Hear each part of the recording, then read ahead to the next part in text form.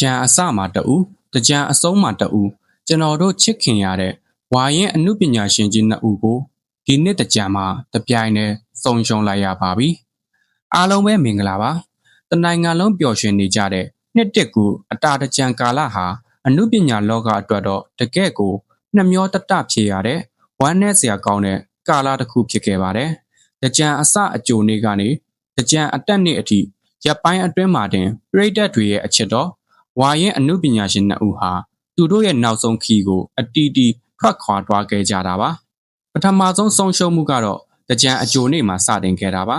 ပြည်ပြင်းတဲ့တရုတ်ဆောင်ချက်တွေဟာတပညာရက်တွေနဲ့ပြည်သက်တွေကိုရီမောအောင်ဖျော်ပြပေးခဲ့တဲ့လူရှင်တော်တရုတ်ဆောင်ဦးသိန်းစံဟာဧပြီလ23ရက်အကြိုနေ့မနက်4နာရီမှာပဲကွယ်လွန်သွားခဲ့ပါတယ်အသက်62နှစ်အရွယ်မှာ66ပါတော့ယောဂဝေဒနာတွေနဲ့ဘဝကိုအဆုံးသတ်သွားခဲ့တဲ့ဦးသိန်းစံရဲ့ဇာပနာကိုတော့ဧပြီလ15ရက်နေ့က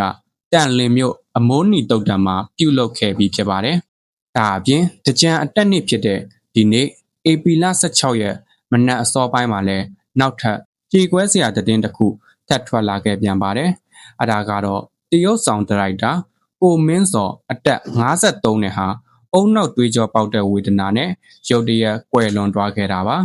ကိုမင်းစော်ရဲ့နောက်ဆုံးခီးနဲ့ပတ်သက်ပြီးတီးရတလောက်ကတော့ဒီနေ့ညနေ9နာရီမှာရေဝေးတုတ်တံကိုရုပ်အလောင်းရောက်ရှိမှာဖြစ်ပြီးညနေ6နာရီဝန်းကျင်မှာမီးတကြိုမှာဖြစ်ပါတယ်တကြံအစမှာဦးတိန်စံတကြံအဆုံးမှာကိုမင်းစော်မြမအမှုပညာလောကရဲ့ဝါရင်ကျယ်ဝန်းနှစ်ပွင့်ကိုရပ်ပိုင်းအတွင်းမှာတင်ဆုံးရှုံးလိုက်ရတာဟာပြည်သက်တွေအတွက်တော့တကယ်ကိုနှမျောစရာကောင်းတဲ့နှစ်တစ်ကူအစာပြုမှုပါပဲ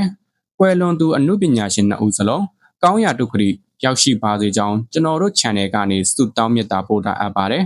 အခုလိုသတင်းထူးတွေကိုအမြဲစောင့်ကြည့်ဖို့အတွက်ကျွန်တော်တို့ရဲ့ရွှေပြည် news ဆွဲ channel ကိုလည်း subscribe လုပ်ထားဖို့မမေ့ပါနဲ့နော်အားလုံးပဲကိုယ်စိတ်နှပြကြားမှာချမ်းသာကြပါစေဗျာ